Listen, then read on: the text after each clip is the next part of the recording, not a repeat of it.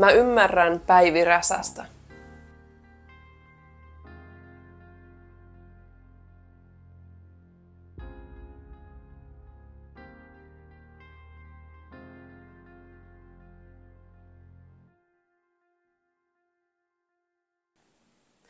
Päivi Räsänen on toiminut julkisuudessa sellaisena äänitorvena sateenkaarioikeuksien vastustajana.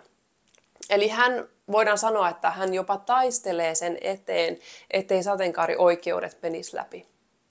Tai taistelee ehkä sen eteen, ettei meidän kansakuntamme joutuisi ikuiseen kiirastuleen, kuten kävi Sodoman ja Gomorran kaupungeille. Tämä voi kuulostaa tosi hassulta, että joku uskoo tällaiseen, jos nämä asiat ei ole tuttuja. Mutta mä oon itse syntynyt semmoiseen ympäristöön, jossa nämä oli ihan arkisia asioita.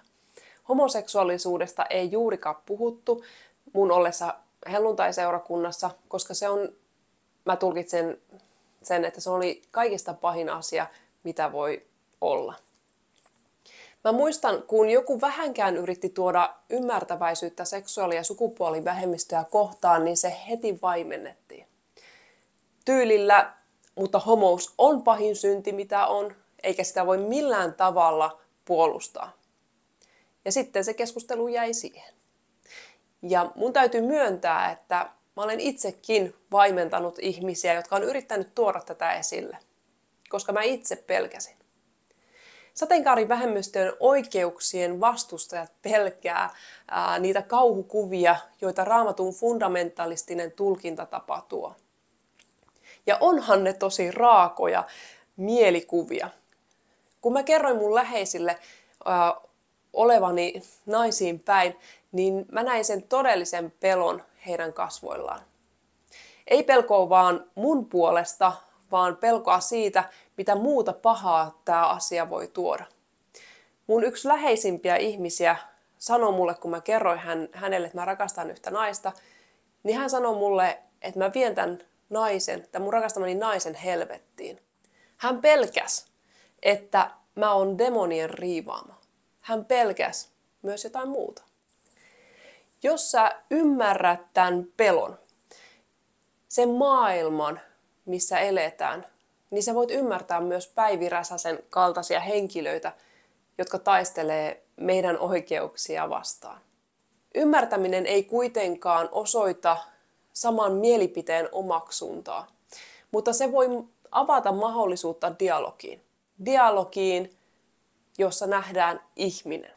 Nämä kauhukuvat, pelot, ne voi liittyä maailman tuhoutumiseen, sun rakkaimpien menettämiseen ja ehkä pelkoon siitä, että sä et itse hallitse sitä tilannetta.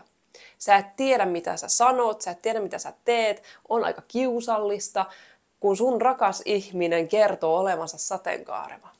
Siinä tulee vaan mieleen, että ei hitto, missä Raamatun kohdassa sitä sanottiinkaan, ehkä mahdollisesti jotain homoudesta. Nyt täytyy muistuttaa tätä mun kaveria, koska se on aivan eksyksissä. Pelko. Pelko myös siitä, miten käy, jos me nyt hyväksytään tämä tyyppi ja se asia, että hän on gay. Miten meidän seurakuntalaisten pitäisi nyt käyttäytyä? Eihän me voida hyväksyä häntä osallisena seurakuntalaisena, ehkä jopa osallistujana seurakunnassa, sillä silloin me hyväksyttäisiin tämä kauhea, hirvittävä asia. Ja silloin tämä henkilö voi mahdollisesti myös vaikuttaa tähän meidän hengelliseen yhteyteen ja koko systeemi vaarantuu. Tässä on perusteellinen probleema, jos mietitään, että teologiaa katsotaan vaan fundamentaalisesti. Me ei koskaan päästä siihen pisteeseen, että ihminen hyväksytään kokonaisvaltaisena. Eli hyväksytään se, että joku on uskovainen nainen, joka on naimisissa naisen kanssa ja heillä on yhteisiä lapsia. Niin me ei voida koskaan hyväksyä häntä kokonaisvaltaisesti seurakuntalaisena, jos me ei nähdä Raamatun tulkintaa vähän laajemmin. Hän ei voi myöskään toimia seurakunnassa osallisena tai ehkä myöskään osallistujana, mutta se asettaa hänet jo eriarvoiseen asemaan. Minkä kautta me oikein nähdään ihminen? Jumalan rakastama ihminen. Nähdäänkö me se ihmisten tiukkojen säädösten kautta, pelon kautta vai nähdäänkö me se armon ja rakkauden kautta?